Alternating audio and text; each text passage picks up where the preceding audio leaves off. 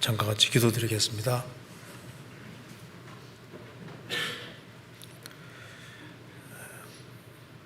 우주 만물을 창조하시고 인간 역사를 주장하시며 또 저희를 다스려 가시는 하나님 아버지, 오늘도 저희들을 한자리에 불러 모아주시고 하나님의 말씀으로 교훈받게 해주신 것을 감사합니다. 이 시간 주 성령께서 함께 해주시고 우리의 마음과 생각을 열어주시고 우리가 주 안에서 특행할 것을 깊이 생각하는 시간 되도록 도와주시옵소서. 또 지금까지 계속되는 수양에 주님께서 친히 인도해 주시고 도와주신 것을 감사드립니다. 또 앞으로 있을 7차 학예 수양에도 주님이 은혜로 인도해 주시고 이번에도 많은 사람들이 구원함을 얻을 수 있도록 역사해 주시고 도와주옵소서. 이 시간 주 성령께서 함께 해주시고 또 이번에 수양회를 통해서 구원받은 모든 분들에게 특별히 주님이 함께 해주시고 도와주시옵소서. 오늘 말씀을 증거하는 사람이나 듣는 모든 사람들의 마음을 붙잡아 주옵소서. 우리 구주 예수 그리스도의 이름으로 기도하옵나이다. 아멘. 성경 시편 8편 찾겠습니다.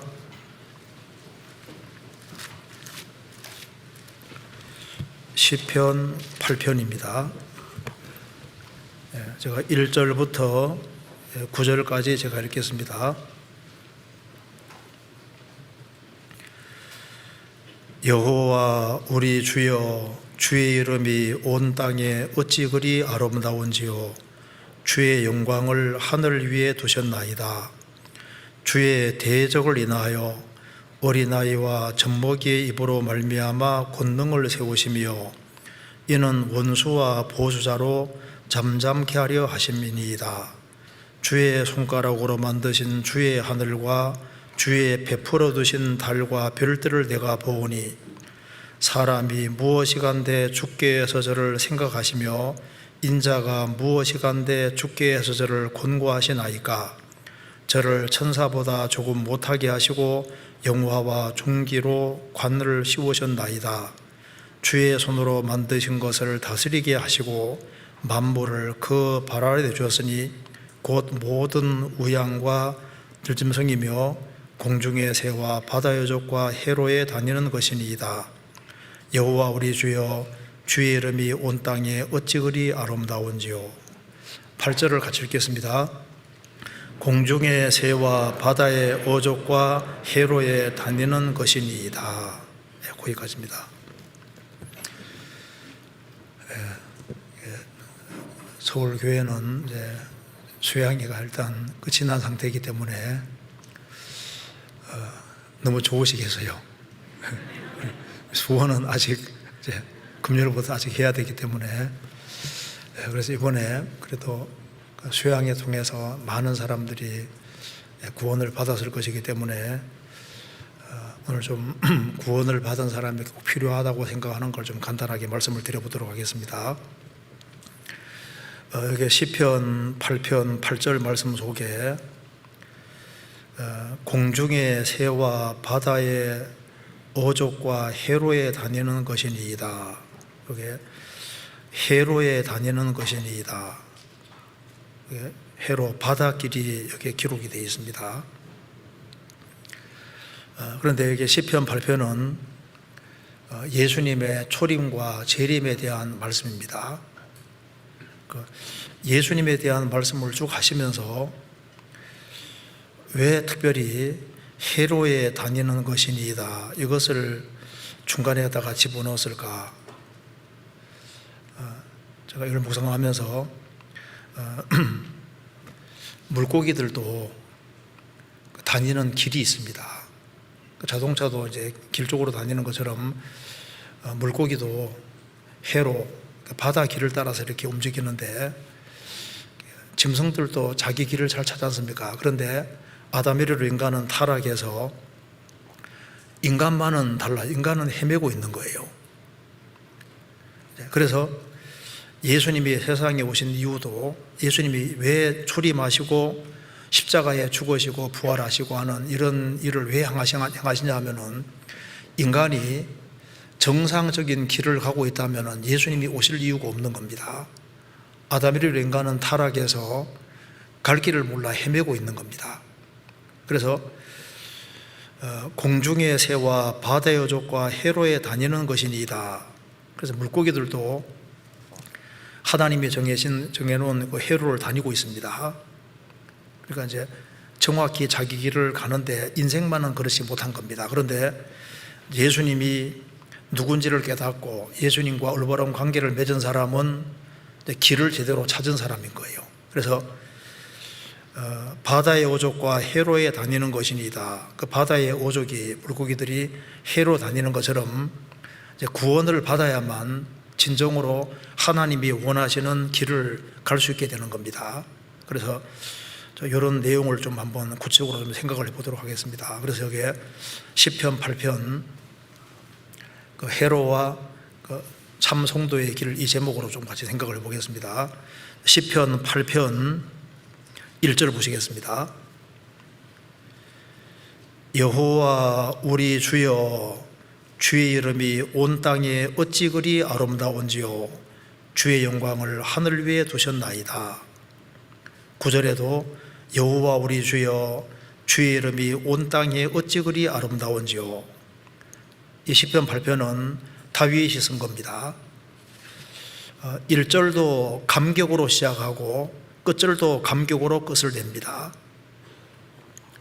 여호와 우리 주여, 주의 이름이 온 땅에 어찌 그리 아름다운지요. 그 감격에 겨워서 이것을 쓰고 있는 겁니다. 우리 시대 감정이 점점 메말라가는 시대입니다.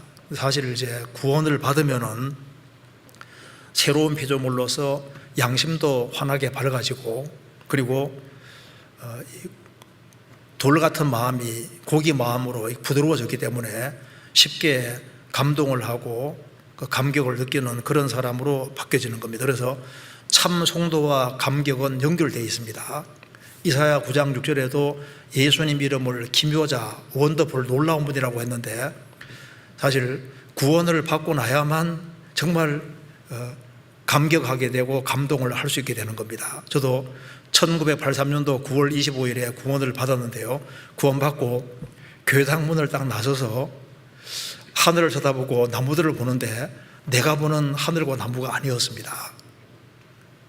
그리고 하나님이 만물을 만드신 것이 확실하구나 하는 게 실감이 확 나면서, 그래서 세상을 볼 때 너무나도 다르게 보이는 거예요.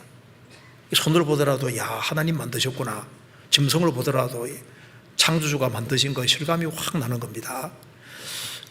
성경 속에서 노래를 잘하는 사람을 성경에서 다윗이라고 했고, 다윗은 이 시편 속에서 감격을 많이 표현을 하고 있습니다. 그래서 창조에 대해서도 말하면서 여호와여, 주의 하신 일이 어찌 그리 많은지요, 주께서 지혜로 저희를 다 지으셨으니 주의 부요가 땅에 가득하니이다. 적에 크고 넓은 바다가 있고 대소생물이 무수하니이다. 시편 104편에 나와 있는 말씀대로 여호와여, 주의 하신 일이 어찌 그리 많은지요. 이제 구원을 받고 난 다음에 만물 보면은 하나하나가 다 주님의 작품이라는 걸 알 수 있지 않습니까? 그리고 만들어진 것 하나하나가 정말 심요막척하게 되어 있다는 걸 알 수 있습니다. 그리고 이제 구원을 받고 나면은 하나님이 나를 위해서 얼마나 많은 은혜를 쌓아놨는지도 알 수 있습니다. 그래서 주를 두려워하는 자를 위하여 쌓아두신 은혜, 곧 주에게 피하는 사람을 위해 베푸신 은혜가 어찌 그리 큰지요. 그리고 은혜를 주님이 잔뜩 쌓아놓고 그때그때마다 적절하게 은혜를 내려주는 것에 대해서 감격해하고 있습니다. 성경 시편 30편에 나와 있잖아요. 그래서 여기도 시편 8편에서도 여호와 우리 주여, 주의 이름이, 여기에 주의 이름이 예수입니다. 주의 이름이 온 땅에 어찌 그리 아름다운지요. 온 땅에. 그러니까 다윗은 성령의 감동으로 예수님의 죽으심과 부활하심을 미리 보고 그 예수님의 복음이 전 세계 전파되므로 예수님 이름이 가장 아름다운 이름으로 드러날 것을 미리 보고 지금 감격해서 하는 말입니다. 주의 이름이 온 땅에 어찌 그리 아름다운지요. 감격입니다. 감동입니다. 또 구원을 받은 사람이 같이 동거하는 것에 대해서도 다윗이 말하기를 형제가 연합하여 동거함이 어찌 그리 선하고 아름다운고 어찌 그리라고 얘기했지 않습니까? 그리고 시편 119편에는 내가 주의 법을 어찌 그리 사랑하는지요. 다윗은 하나님이 우리에게 성경 내려준 것에 대해서 너무나도 감격해하면서 내가 주의 법을 어찌 그리 사랑하는지요. 어찌 그리. 그런 감동들이 많이 나오고 있습니다. 처음 시작도 감동이고 끝도 감동으로 끝을 내고 있습니다. 시편 8편은 예수님에 대해서 가장 잘 설명하는 대표적인 시편이라고 할 수 있습니다. 그러면서 다윗이 이런 얘기를 했습니다. 거기에 여기에 3절입니다. 주의 손가락으로 만드신 주의 하늘과 주의 베풀어 드신 달과 별들을 내가 보오니 사람이 무엇이간데 주께서를 생각하시며 인자가 무엇이간데 주께서를 곤고하시나이까. 주의 손가락으로 만드신 주의 하늘과, 이 우주 만물은 주님이 손가락으로 만든 주님의 작품입니다. 그래서 주님의 손은 아주 섬세한 손이기 때문에 주의 손가락으로 만드신 주의 하늘과, 우리가 손가락으로 온갖 것을 제작하고 만들 수 있지 않습니까? 그런데 이 손가락을 만들어 주신 분이 하나님이신데 이렇게 손을 만들어 주신 이 손 가지고 온갖 것을 만들 수가 있잖아요.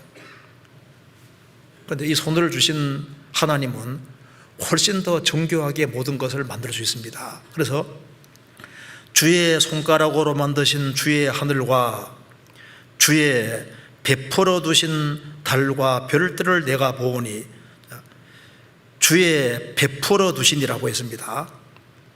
베풀어 뒀다는 것은 있을 곳에 정확히 둔 것을 말하는 겁니다. 이 우주가 미세하게 조정이 되어 있는데 주의 베풀어 두신 달과 별들을 내가 보니 모든 것이 다 제 위치에 적절하게 주님께서 위치를 지으신 겁니다. 해와 달과 별들 모든 것을 하나님께서 만드신 것을 본다는 겁니다. 베풀어 뒀다는 것은 아주 확고하게 이렇게 제 위치에 다 둔 것을 말하는 겁니다. 그러니까 이 우주 보면은 이 우주는 정확한 법칙과 질서가 있는 것을 다윗이 보고 있는 겁니다.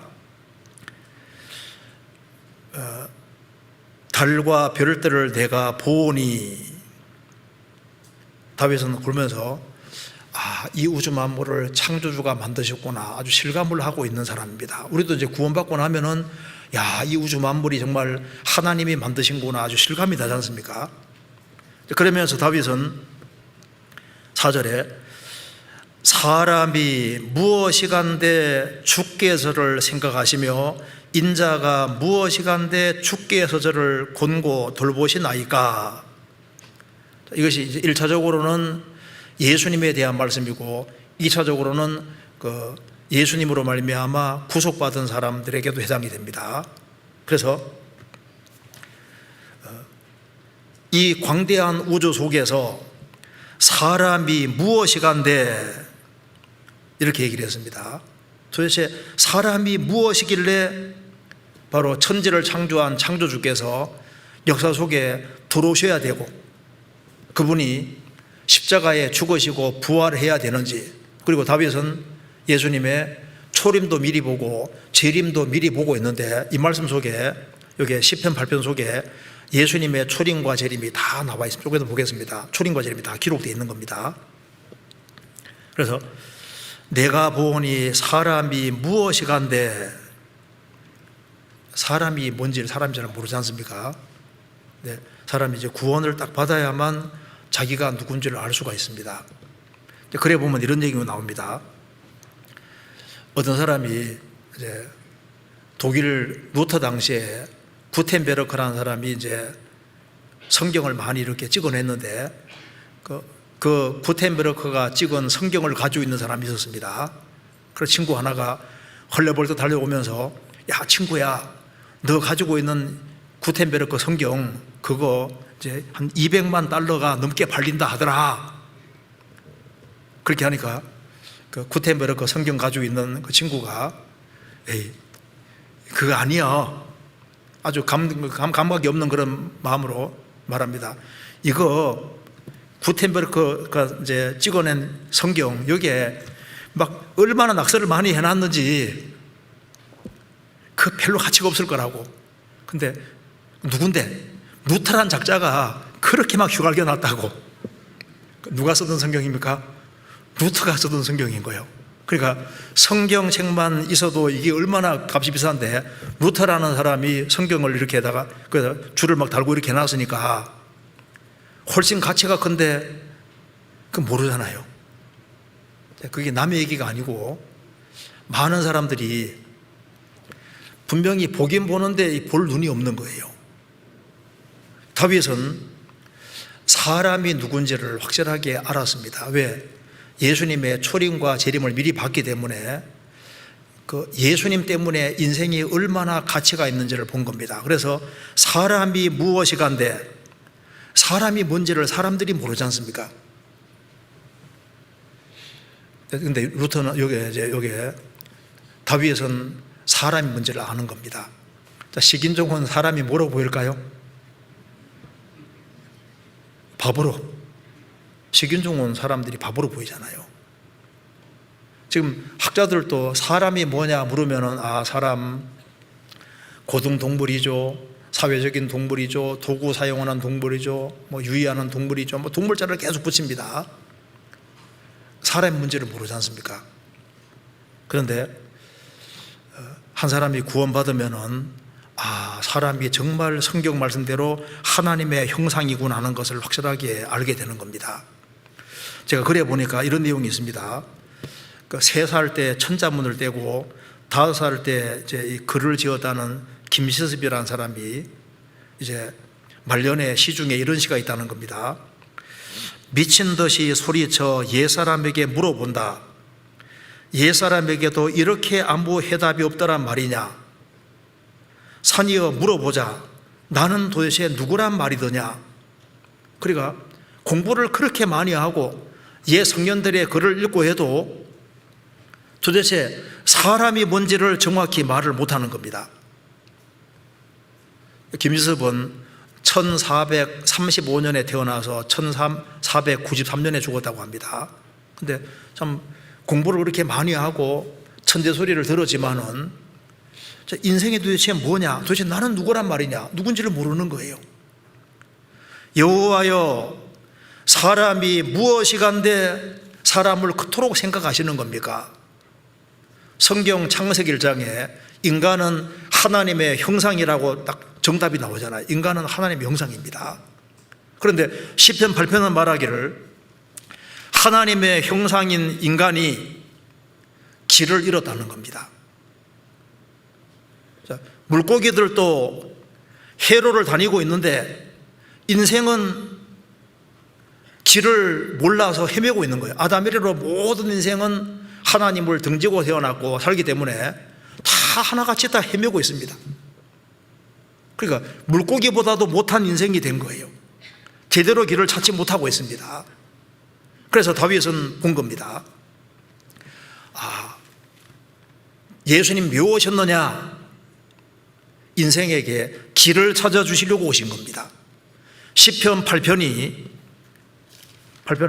예수님이 직접 인용하셨습니다. 자신에 대한 말씀이라고 인용하셨거든요. 좀 찾아보시겠습니다. 마태복음 21장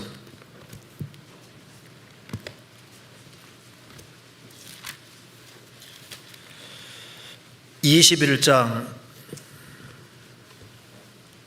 12절입니다. 예수께서 성전에 들어가사 성전 안에서 매매하는 모든 자를 내어 쫓으시며 돈 바꾸는 자들의 상과 비둘기 파는 자들의 의자를 둘러보시고 저희에게 이르시되 기록된 바 내 집은 기도하는 집이라 일컬음을 받으리라 하였거늘 너희는 강도의 구류를 만들었도다 하시니라. 소경과 전원 자들이 성전에서 예수께 나오매 고쳐주시니 대제사장들과 서기관들이 예수의 하시는 이상한 일과 또 성전에서 소리질러 호산나 다윗의 자손이여 하는 아이들을 보고 분하여 예수께 말하되 저희의 하는 말을 듣느뇨. 예수께서 가라사대 그렇다. 어린 아기와 젖먹이는 이들의 입에서 나오는 찬미를 온전케 하셨나이다 함을 너희가 읽어본 일이 없느냐 하시고 그들을 떠나 성전 밖으로 베다니에 가서 거기에서 유하시니라. 예수님이 낙이 타고 예루살렘에 왕으로 입성하셨습니다. 입성하셔서 성전에 들어가서 성전 안에서 매매하는 자들을 모든 자들을 내어 쫓으시고 돈 바꾸는 자들의 상과 비둘기 파는 자들의 의자를 둘러엎으시고 내 집은 만민이 기도하는 집이다. 너희들이 강도의 소굴로 만들었다. 이렇게 말씀하시고 하니까 예수님이 왕으로 입성하실 때 아이들이 막 기뻐서 호산나 호산나 찬송했습니다. 가장 기뻐해야 될 이때 예수님이 구약에 예언된 대로 낙이 타고 예루살렘에 입성하셨는데 유대 종교가들은 그걸 보지 못하는 겁니다. 오히려 그것을 아주 분해했습니다. 아이들이 호산나 호산나 하니까 분해했습니다. 그때 예수님께서 예수께 말하되 저희의 하는 말을 듣느뇨.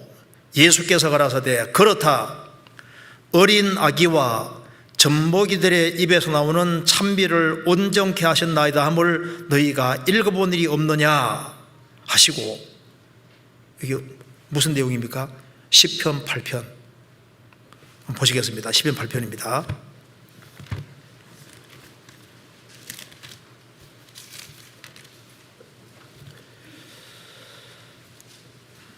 2절입니다. 주의 대적을 인하여 어린 아이와 젖먹이의 입으로 말미암아 권능을 세우시며 이는 원수와 보수자로 잠잠케 하려 하심이니이다. 이걸 인용하신 겁니다. 주님이 왕으로 입성하시는데 주의 대적이 누굽니까? 유대 종교가들. 주의 대적을 인하여 어린 아이와 젖먹이의 입으로 말미암아 권능을 세우시며, 저는 처음 성경 읽을 때 젖먹이의 입으로, 젖먹이가 어떻게 호산나 호산나 했을까? 이스라엘은 거의 10살까지 젖을 먹입니다. 젖먹이라니까 갓 태어난 아기를 말하는 게 아니라 어린 아이와 젖먹이의 입이라는 것이 보통 10살 미만에까지 이렇게 보통 젖을 먹이니까 아주 어린 애들, 이런 애들이 호산나 호산한 걸 가리키는 겁니다. 권능을 세우시며 이는 원수와 보수자로 잠잠케 하려 하심이니이다. 시편 8편 인용해서 딱 말씀하시니까 기도 종교가 입이 딱 막히는 거예요. 그러니까 여기에 시편 8편을 예수님 인용하시면서 이 내용이 바로 자신에 대한 것이라고 딱 말씀하셨습니다. 그리고 여기에 시편 8편이 히브리에서도 인용되어 있는데 이것이 바로 예수님에 대한 말씀이라는 것을 아주 분명히 하고 있습니다. 시편 8편 그 밑에 보시면은 4절입니다. 사람이 무엇이간데 주께서를 생각하시며 인자가 무엇이간데 주께서를 공고하시나이까.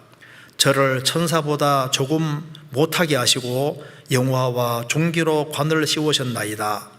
주의 손으로 만드신 것을 다스리게 하시고 만물을 그 발 아래 두셨으니. 이것은 예수님 오시기 1000년 전의 말씀입니다. 예수님 오시기 1000년 전에 다윗은 예수님의 초림을 보고 재림을 보고 지금 하시는 말씀입니다. 이걸 설명하는 걸 보시겠습니다. 히브리서 2장입니다. 1000년이 지나서 히브리서 기자는 이렇게 말을 하고 있습니다. 히브리서 2장 5절입니다.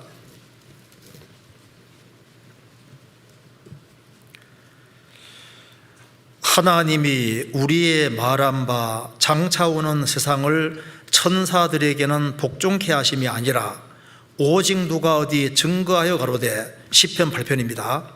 사람이 무엇이간데 주께서를 생각하시며 인자가 무엇이간데 주께서를 곤고하시나이까.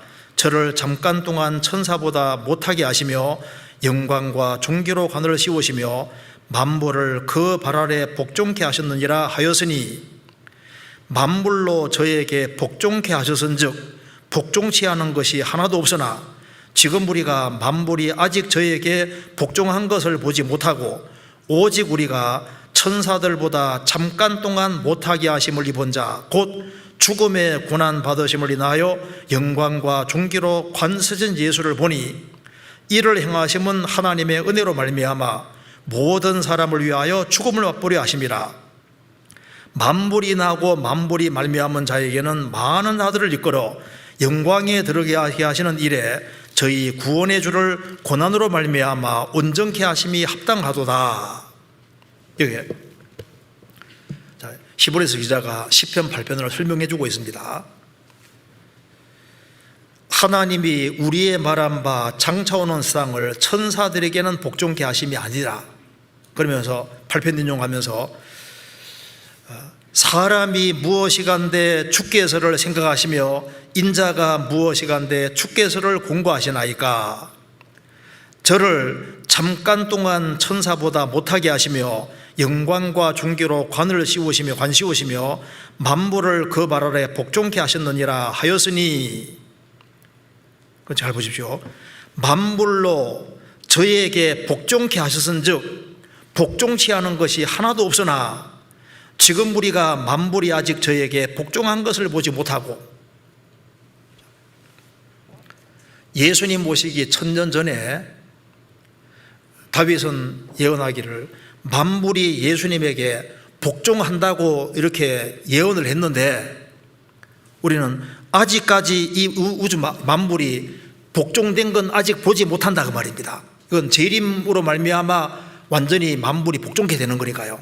그런데 9절은 보고 있는 겁니다. 9절 여기에 오직 우리가 천사들보다 잠깐 동안 못하게 하심을 입은 자 곧 죽음의 고난 받으심을 인하여 영광과 존귀로 관세신 예수를 보니.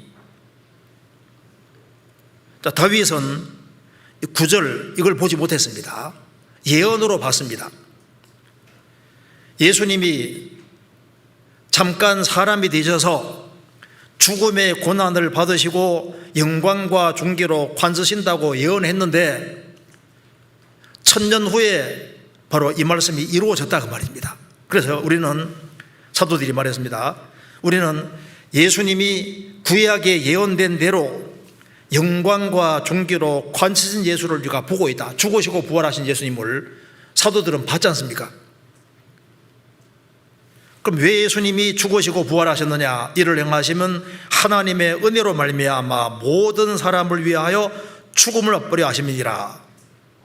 예수님은 모든 사람을 위해 죽음을 맛보셨고, 이제 믿음으로 예수님을 받아들인 사람은 아들이 되는 거니까 10절에 만물이 인하고 만물의 존재 목적이 되고 그 말입니다. 만물이 말미암은 자에게는, 이 우주 만물을 창조하셨고 이 우주 만물의 존재 목적이 되는 바로 예수님은 많은 아들을 이끌어 영광에 들어가게 하시는 일에 저희 구원의 주를 고난으로 말미암아 온전케 하심이 합당하도다.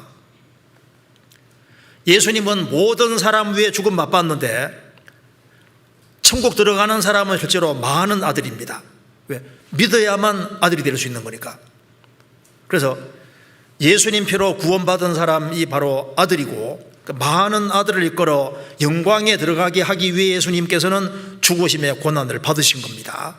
죽으시고 부활하심으로 영광과 존귀로 관을 쓰셨는데, 이제 그로부터 지금 우리가 2000년이 지났지 않습니까? 지났으니까 이제 얼마 있으면은 8절 이 말씀이 이루어지는 겁니다. 만물을 그 발 아래 복종케 하셨느니라, 이 말씀이 이루어집니다. 그런데 성경은 그렇게 예언되어 있는데 만물이 저에게 복종케 하셨은즉 복종치 하는 것이 하나도 없으나 지금 우리가 만물이 아직 저에게 복종한 것을 보지 못하고 아직은 못 보고 있는데 예수님 재림하시면은 만물이 그 발 아래 완전히 복종이 되는 겁니다. 그렇잖아요. 그래서 이 구절을 이해하기 위해서는 창세기 1장을 보면은 주님께서 아담을 축복해 주시면서 분명히 땅을 정복하고 지배하고 다스리라고 했습니다. 그런데 아담이 범죄함으로 지배권을 잃어버린 거예요. 그걸 누가 회복시키시냐면 예수님이 재림하셔서 회복시키시는 겁니다. 재림하셔서. 그래서 예수님이 재림하시면은 만물을 그 발 아래 정말 복종하게 하십니다. 여기에 성경 한번 찾아보시겠습니다. 예수님이 이제 오시면은 재림하시면 이렇게 됩니다. 사도행전 3장입니다.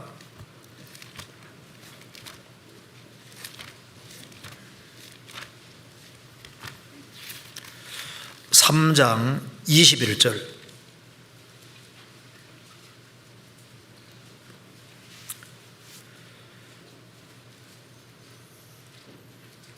하나님이 영원 전부터 거룩한 선자의 입을 의탁하여 말씀하신 바 만유를 회복하실 때까지는 하늘이 마땅히 그를 받아두리라. 예수님이 죽으시고 부활해서 하나님 보좌 우편에 가 계신데 언제까지 우편에 계시냐면은 만유를 회복하실 때까지는 하늘이 마땅히 그를 받아들이라. 예수님이 부활 성전에 하늘에 계시다가 예수님이 다시 오실 때는 만유를 완전히 회복하시고 예수님이 천남국의 왕이 되시고 모든 것을 완전히 지배하고 다스리는 그런 시대가 분명히 오게 되는 겁니다. 시편 8편 다시 보시겠습니다.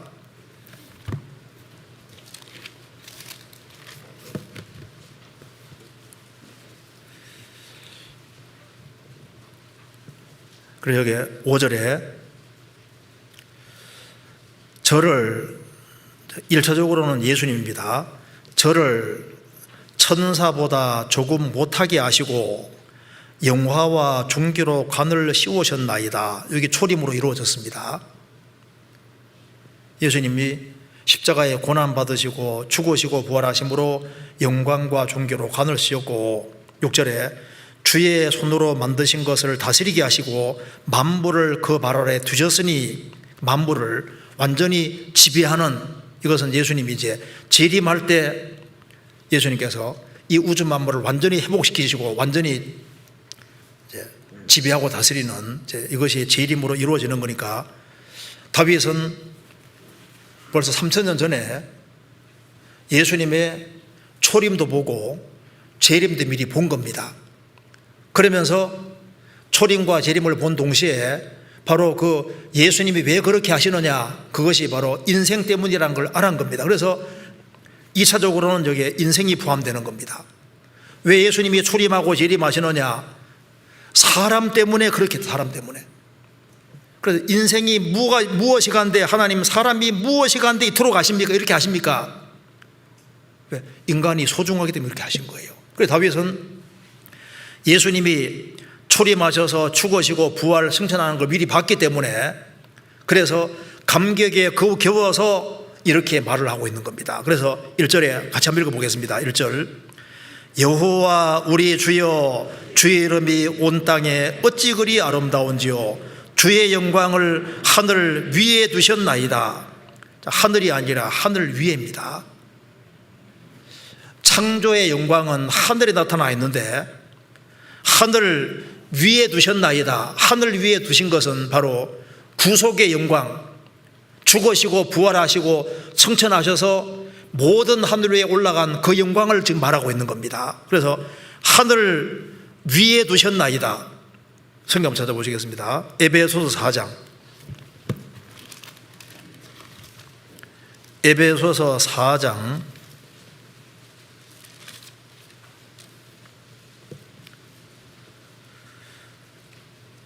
9절.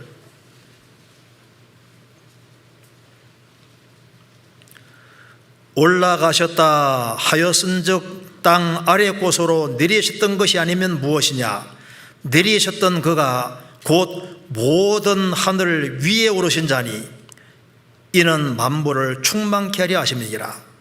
예수님께서 올라가셨다 구약 예언되어 있는데 올라가셨다 하신즉 땅 아래 곳으로 내리셨던 것이 아니면 무엇이냐. 십자가에 죽으시고 무덤까지 내려가시고 그 다음에 내리셨던 그가 곧 모든 하늘 위에 오르신 자니 부활승천하신 겁니다.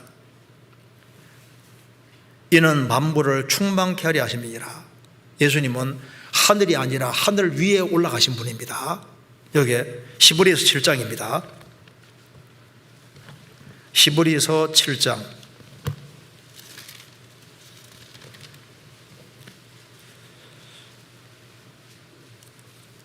7장 26절을 같이 읽겠습니다. 7장 26절입니다. 이러한 대제사장은 우리에게 합당하니 거룩하고 악이 없고 더러움이 없고 죄인에게 떠나 계시고 하늘보다 높이 되신 자라. 하늘보다 높이 되신 자라.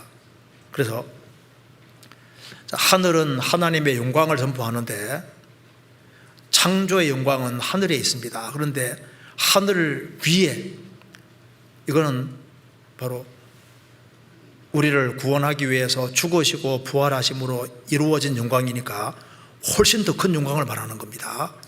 시편 다시 보시겠습니다. 8편입니다.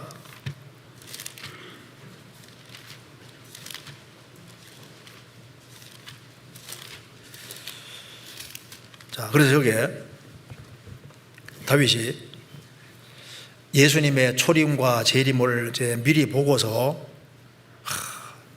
정말 그 예수님의 복음이 전 세계에 전파됨으로 주의 이름이 온 땅에 어찌 그리 아름다운지요 주의 영광을 하늘 위에 두셨나이다.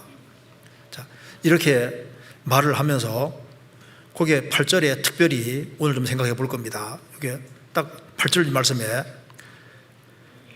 만물을 발 아래 두셨다고 하면서 우양과 들짐승이며 공중의 새와 바다의 어족이니이다 이렇게 하면 되는데 거기에다가 바다의 어족입니다 하면서 해로에 다니는 것이니이다 이렇게 해로를 이렇게 딱 일부러 집어넣어놨잖아요. 여기 마울이라고 하는 사람이 이제 이 성경 구절을 통해서 해로가 있다는 것을 알아냈다는 것을 알고 있을 겁니다. 제가 한번 확인해 보니까 마우리가 1806년에 태어나서 1873년에 죽었는데 그가 1839년에 해상 근무를 위해서 가족이 살고 있는 테네시 주에서 뉴욕으로 가던 중에 역마차가 전복이 돼가지고 오른쪽 대퇴골에 큰 이제 골절상을 입었답니다. 꼼짝없이 이제 누워 있으니까 아들이 밤마다 성경을 읽어줬다는 거예요. 아들이 성경을 쭉 읽어주는데 어느 날 시편 8편에 나와 있는 8절 이 구절을 읽게 된 겁니다. 공중의 새와 바다의 어족과 해로에 다니는 것이니이다. 이 구절에서 마우리가 다 깨우친 것이 있는 겁니다. 이렇게 말했다고 합니다. 마우리는 만일 하나님께서 해로를 말씀하셨다면 내가 이 침대에서 일어나는 날 바로 그 해로를 찾으러 가겠다. 실제로 병석에서 일어나자마자 분명히 해로가 있다. 그렇게 해서 이제 해로를 실제로 발견하고 이걸 다 도표로 만들고 다 했지 않습니까? 마우리가 굉장히 유명한 사람이 됐는데 해로 이 구절을 통해서 해로를 알아냈다고 하잖아요. 그러니까 물고기를 얘기하면서 해로에 나뉘는 것입니다. 그래서 지금 바다 길이 있다는 거 다 알기 때문에 배 타고 다니는 사람도 바닷길로 쫙 다니잖아요. 연어도 태어난 곳에서 방류가 되면은 몇 년 지나면 청확히 싸웁니다. 물고기도 딱 해로에 길로 다니고 있는데 여기에 해로에 다니는 것이니이다. 물고기가 해로 다니는 것을 왜 굳이 얘기했을까요? 이게 이제 우리에게 좋은 교훈이 되는 겁니다. 성경 하박국서 1장 찾겠습니다. 하박국서 1장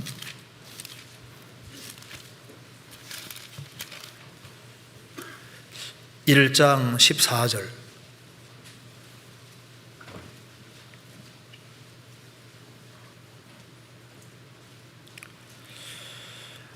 주께서 어찌 사람으로 바다에 어족 같게 하시며 주권자 없는 곤충 같게 하시나이까. 여기에 주께서 어찌 사람으로 바다에 어족 같게 하시며 주권자 없는 곤충 같게 하시나이까. 여기에 바다에 사람으로 바다 어족 같게 하시며, 그러니까 하나님께서 물고기 만들어 놨을 때 그냥 만들어 놓은 것이 아니라 그 인생의 모습을 설명해 주기 위한 것도 될 겁니다. 그래서 사람으로 바다에 어족같이 하시며, 그러니까 여기에 바다의 어족은 바다 길로 잘 다니지 않습니까? 그런데 인생은 그렇지는 못한 거예요. 그러니까 여기에 시편 8편에 다윗은 예수님의 초림과 재림을 미리 보면서 예수님이 왜 오셨을까? 그러면서 이 바다의 어족이 해로에 다니는 것을 굳이 왜 얘기했을까? 그냥 마오리에게 이게 바닷길이 있다 이거 알려주려고 한 그건 아닐 거고, 그건 부차적인 것일 거고, 주된 것은 예수님 왜 오셨느냐? 예수님을 발견하지 아니한 모든 사람은 길을 다 잃고 있는 인생인 거예요. 그래서 아담이를 인간은 타락해서 지금 보십시오. 구원 안 받은 모든 사람 다 헤매고 있는 겁니다. 길을 잃고 있는 거예요. 자, 물고기도 하나님께서 해로를 만들어 두시고 그 바다 길로 다닐 줄 아는데 인생은 하나님이 정해놓은 길을 가지 못하고 엉뚱한 길을 가고 있잖아요. 여기 시편 58편입니다. 58편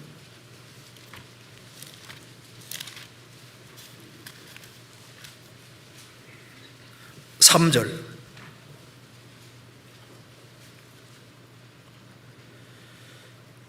악인은 모태에서부터 멀어졌으며 다면서부터 곁길로 나아가 거짓을 말하는도다. 악인은 죄인은 어머니 태에서부터 멀어졌으며 태어나면서부터 바른 길을 가지 못하고 태어나면서부터 곁길로 갑니다. 길을 찾지 못하고 엉뚱한 길을 다 가고 있는 거예요. 인생은 평강의 길을 알지 못합니다. 그리고 스스로 굽은 길을 만들어서 굽은 길을 가고 있는 거예요. 이사야 59장입니다.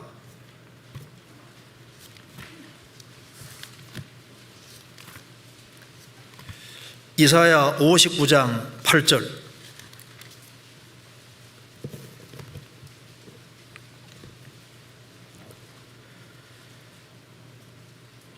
그들은 평강의 길을 알지 못하며 그들의 행하는 곳에는 공의가 없으며 굽은 길을 스스로 만드나니 무릇 이 길을 밟는 자는 평강을 알지 못하느니라.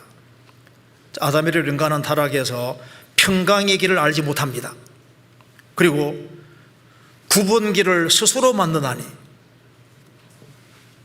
스스로 굽은 길을 만들고 굽은 길을 가는 거예요. 그래서 파멸과 고생의 길인데 그 길을 가는 겁니다.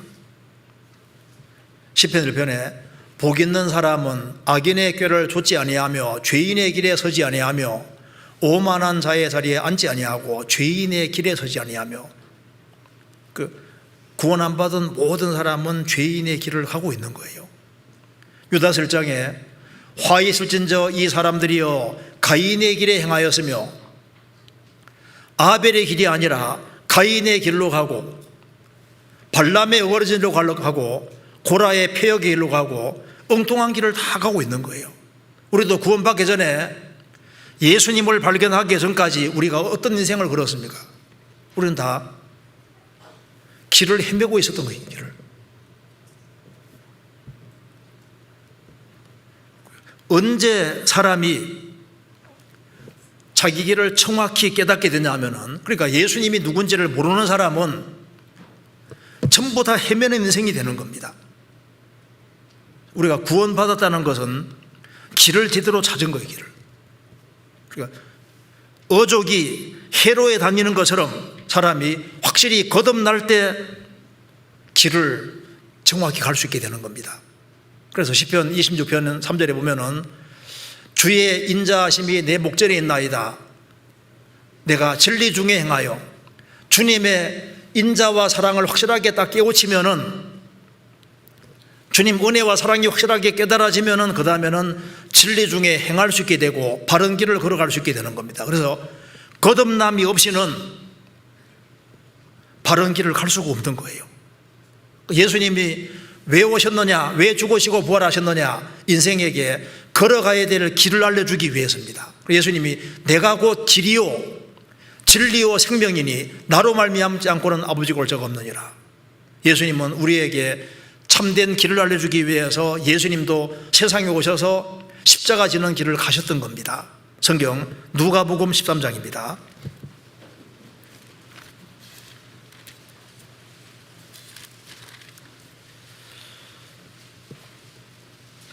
13장 31절.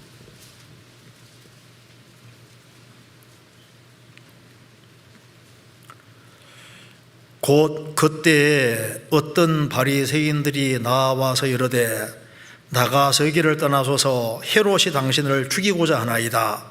가라사대 가서 저 여우에게 이르되 오늘과 내일 내가 귀신을 쫓아내며 병을 낫게 하다가 제3일에는 완전하여지리라 하라.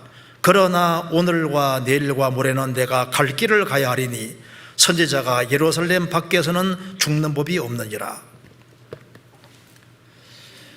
예수님을 죽이고자 하는, 여기에 주의주하는 헤롯에 대해서 여우라고 말씀하시지 않습니까? 그러면서 예수님 말씀했습니다. 가서 저 여우에게 이르되 오늘과 내일 모레 글패 내가 귀신 쫓아내며 병을 낫게 하다가 제3일은 십자가에 죽으시고 부활하는 제3일 말하는 겁니다. 예수님이 십자가에 죽으시고 부활하는 제3일에는 완전하지리라. 주님이 다 이루시게 되지 않습니까? 죽으실 때 다 이뤘다고 하시지 않습니까? 그러면서 그러나 오늘과 내일과 모레 글패는 내가 갈 길을 가야 하리니, 예수님이 이제 예루살렘에 올라가면 죽으시는 겁니다. 그래서 오늘과 내일과 모레 글패 이렇게 길을 가면서 십자가에 죽으시고 부활하시는 제3일에는 완전해질 것이라고 말씀하신 겁니다. 그러면서 오늘과 내일과 모레는 내가 갈 길을 가야 하리니, 갈 길이 뭡니까? 십자가 죽으시는 거예요. 내가 갈 길을 가야 하리니 선지자가 예루살렘 밖에서는 죽는 법이 없느니라. 예루살렘 입성하셔서 십자가에 죽으시러 가는데 예수님께서 내가 갈 길이라고 말씀하셨습니다. 갈 길. 예수님이 십자가에서 피를 흘리고 죽어주셔야만 천국 가는 길이 열리고 우리가 인생길을 헤매지 않게 되는 겁니다. 그래서 예수님이 갈 길을 가셔서 십자가에 죽으시고 부활하심으로 구원을 완성하셨기 때문에 예수님이 완성하신 구원의 복음을 우리가 받아들일 때 죄짐이 떨어지면서 우리가 하나님 아들이 되고, 그래서 여호와가 정말 내 목자가 되는 겁니다. 그러니까 여호와가 목자가 되면은 주님께서 그 사람을 잘 먹이셔서 힘을 주셔서 의의 길을 걸어가게 만들어 주시는 겁니다. 시편 23편입니다.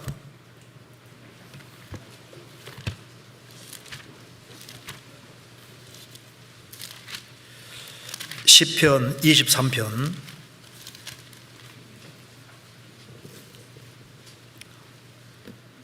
1절. 여호와는 나의 목자시니 내가 부족함이 없으리로다.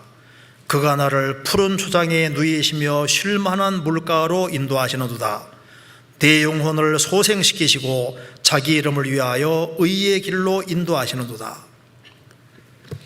먼저 의의 길로 인도받기 위해서는 여호와가 나의 목자가 되어야 되는 겁니다.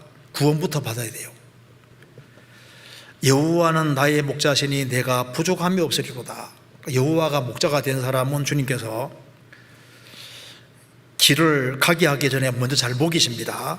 그가 나를 푸른 초장에 누이시며 쉴만한 잔잔한 물가로 인도하시는도다. 푸른 초장에서 풀을 실컷 뜯어 먹고 잔잔한 물가에서 물을 마시고 그 힘을 얻고 힘을 주시고, 그래서 내 영혼을 소생시키시고 자기 이름을 위하여 의의 길로 인도하시는도다.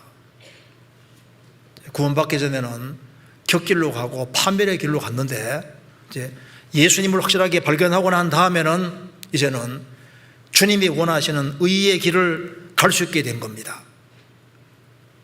하나님이여 나를 살피사 내 마음을 아시며 내 마음을 나를 시험하사 내 뜻을 아옵소서.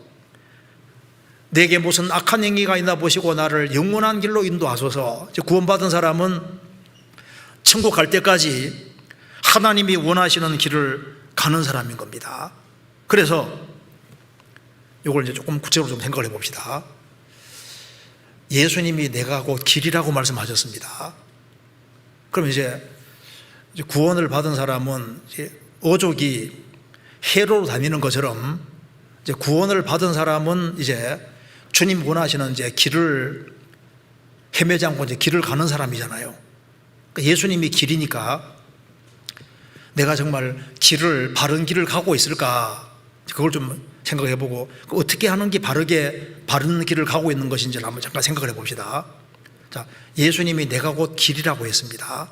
그러니까 예수님이 계신 곳에 있는 것이 바른 길을 가고 있는 사람이 되는 거예요. 그러니까 주님과 운명과 고락을 함께하는 사람이 바른 길을 갖고 있는 사람이 되는 겁니다. 예수님이 길이니까 예수님과 관계가 없는 사람은 어떤 사람입니까? 그 사람은 뒷길로 가고 있는 사람이 되는 거예요. 예수님이 길이시니까.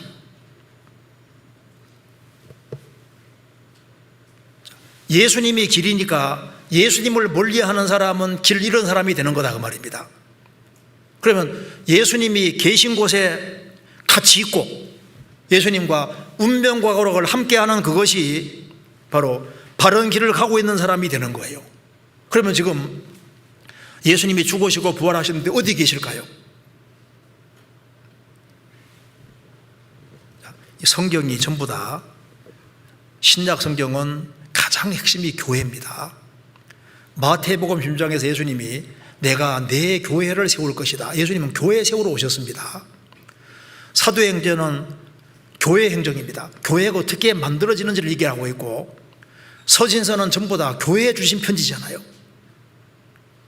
요한계시록도 교회에게 핍박받는 교회에게 힘내라고 주신 겁니다.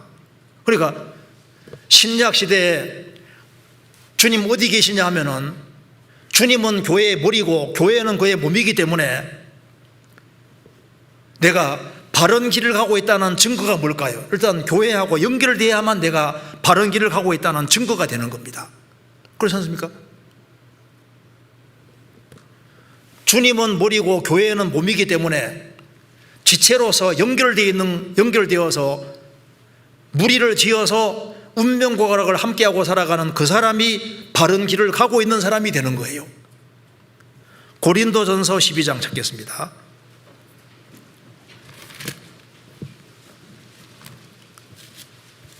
고린도전서 12장 12절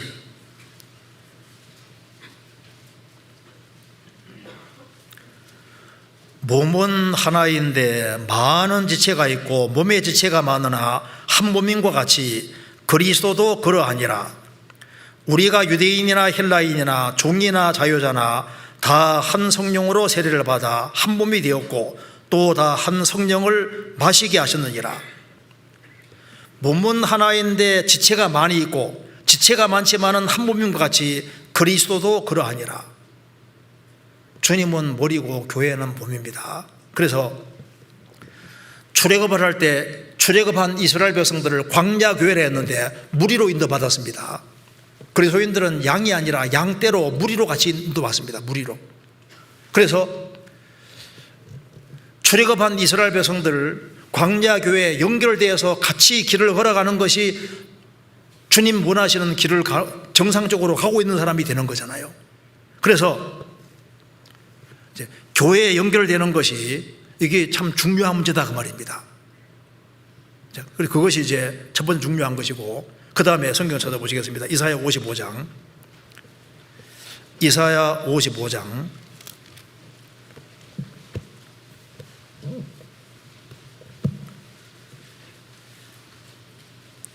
6절입니다.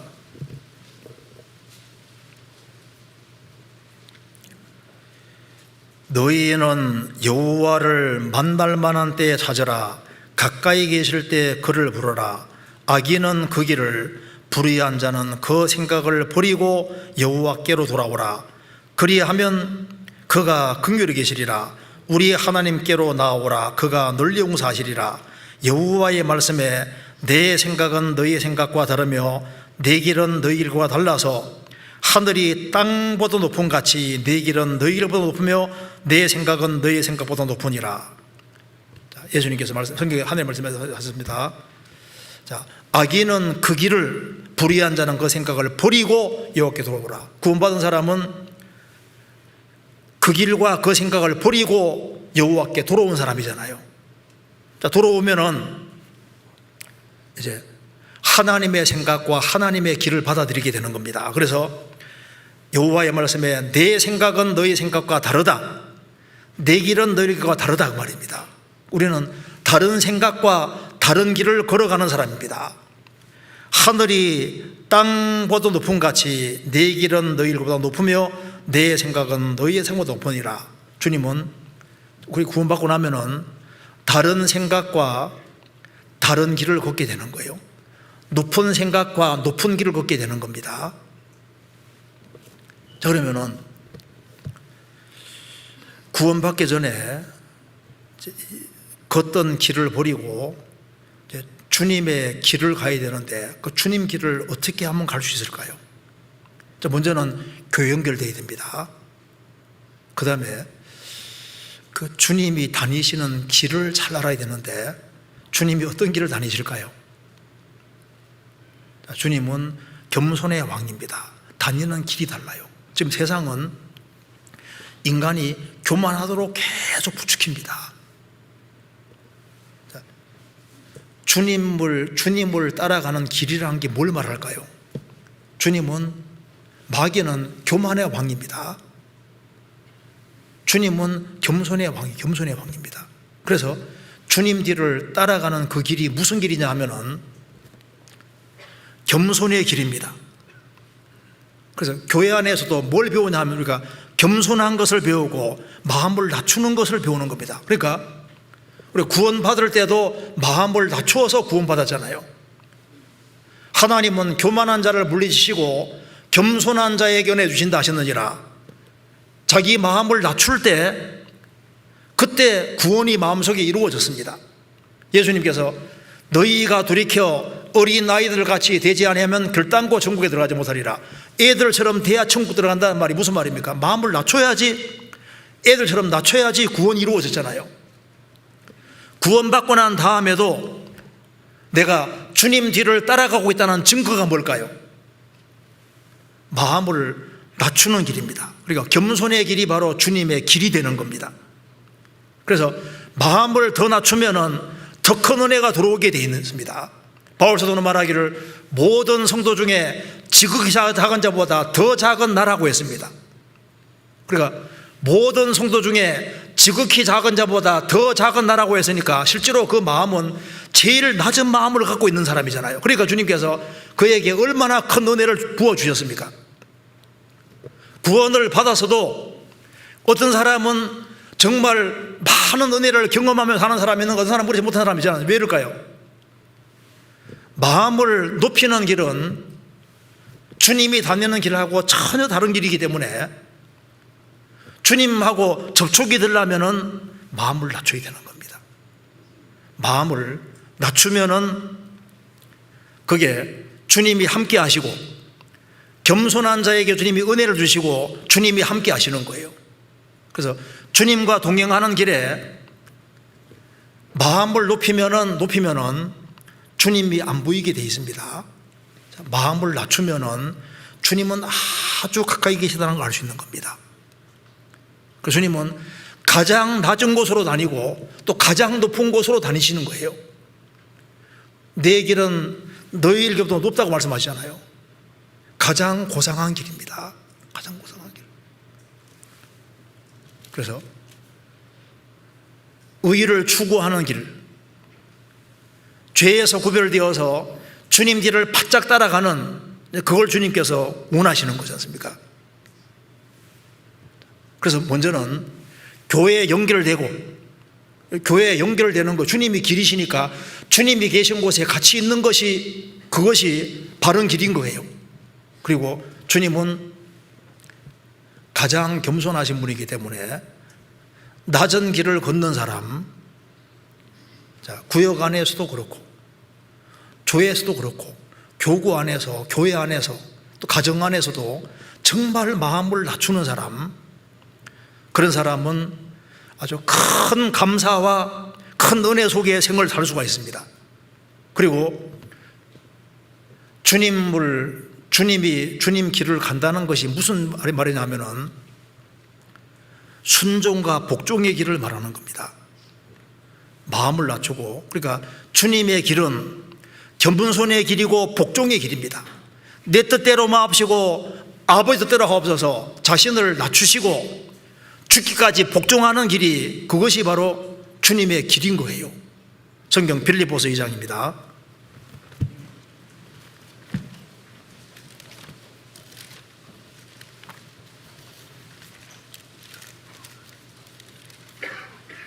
빌립보서 2장 5절입니다.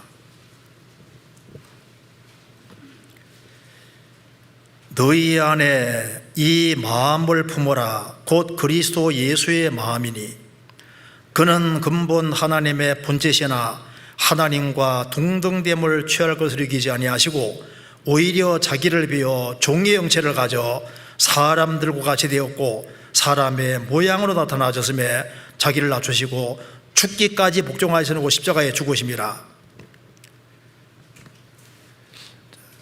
주님은 근본 하나님의 본체신데 자기를 비워 사람이 되셨고 사람의 모양으로 나타나셨는데 자기를 낮추시고 겸손한 마음이잖아요. 그리고 죽기까지 복종하셨으니 그 십자가에 죽으심이라. 그래서 내가 길을 제대로 가고 있다는 증거는 뭐냐면은 낮은 길을 걸어갈 때, 그 다음에 순종하고 복종할 줄 아는 사람은 주님이 원하시는 길을 가고 있다는 증거가 되는 겁니다. 내 뜻대로 마옵시고 아버지 뜻대로 하옵소서. 그러니까 주님 뜻이면은 그 뜻 앞에 굴복시키고 살아가는 그것이 주님이 원하시는 길을 가는 겁니다. 그래서 주님의 길을 간다는 말을 가장 아주 정확히 아주 한마디로 요약하면 무슨 말입니까? 십자가를 지는 길을 가리키는 거예요. 성경 누가복음 9장입니다.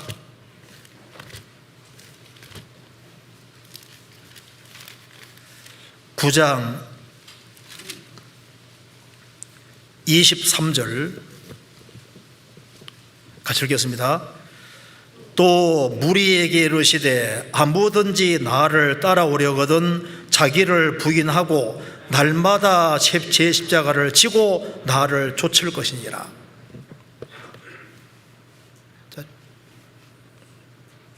우리가 길을 헤매지 않고 길을 간다는 증거가 뭘까요?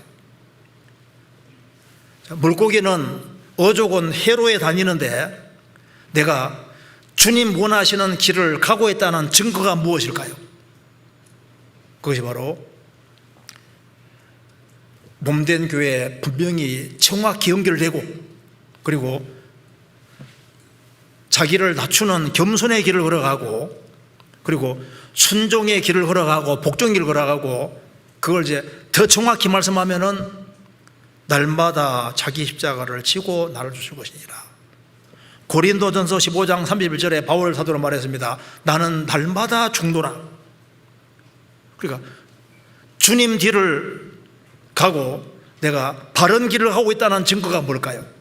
자기 희생의 길인 거예요. 우리 산자가 자신을 죽음에 넘기올 때 생명이 탄생하는 거니까 희생하고 수고하는 길입니다.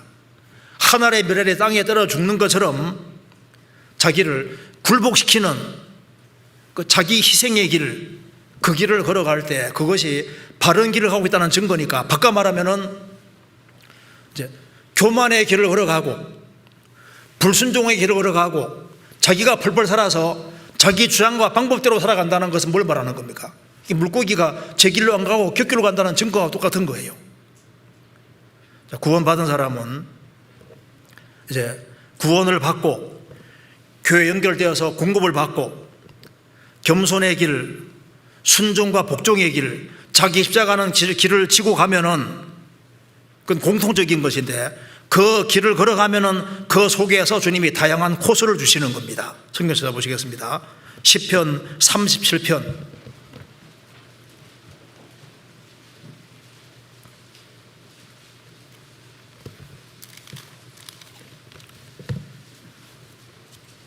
23절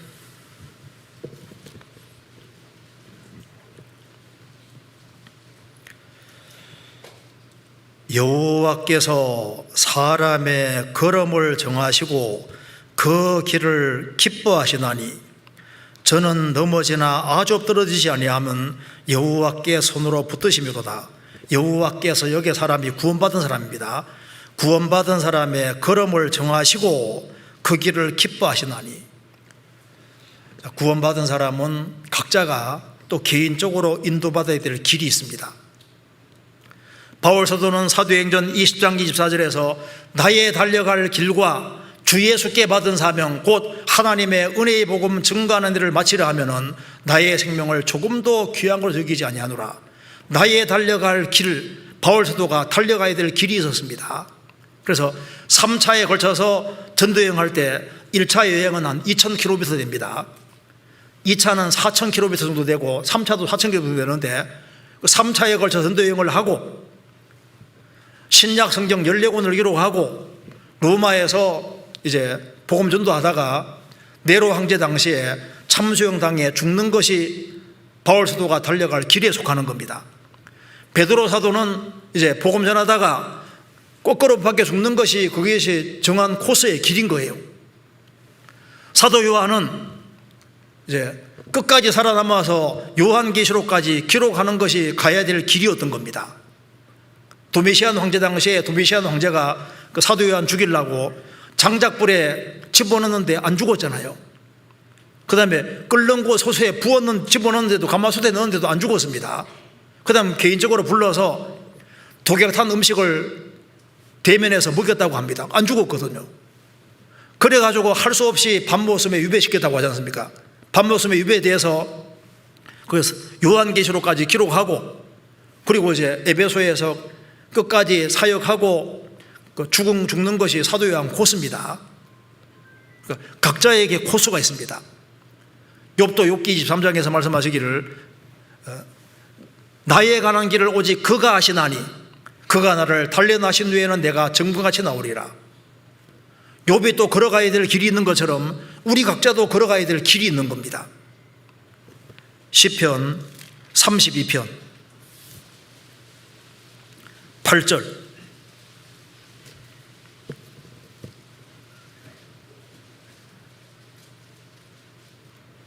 내가 너의 갈 길을 가르쳐 보이고 너를 주목하여 훈계하리로다. 내가 너의 갈 길을 가르쳐 보이고, 주님께서는 갈 길을 가르쳐 보이고 주목하고 정확히 안 가면 훈계해서 바른 길을 가게 만드십니다. 우리가 이제 구원을 받은 이후에 주님이 원하시는 길을 가는 가운데 예상치 못한 어려움 같은 게 생길 수가 있지 않습니까? 그래서 욥도 욥기 3장 23절에서 길이 아득하다고 했습니다. 왜냐하면 10가지 재앙을 만나고 난 다음에 이제 욥이 10명의 자녀가 죽고 재산 다 날아가는 엄청난 재앙을 만나고 난 이후에 이제 헤매게 되는 거예요. 또 어느 길을 걸어야 될지 모르게 됐습니다. 그래서 길이 아득한 사람이라고 했는데요, 길이 어디로 걸어가지 막막할 수가 있지 않습니까? 우리도 살아가는 가운데 이게 정답이라고 걸어왔는데 갑자기 큰 재앙 그러면은 도대체 내가 지금 가는 길이 맞는지 안 맞는지 헷갈릴 수 있습니다. 헷갈릴 때 헷갈리지 않는 방법이 일단 교회 연결돼요. 교회 연결되고, 그리고 어떤 경우에도 낮은 마음을 가지고 겸손의 길을 걸어가고 순종의 길을 걸어가고, 그리고 그런 주 안에서 바른 원칙 가지고 살아가면 주님께서 엎드러지더라도 다시 일어나게 만들어 주십니다. 시편 37편 다시 보겠습니다. 37편 다시 봅시다. 37편 24절.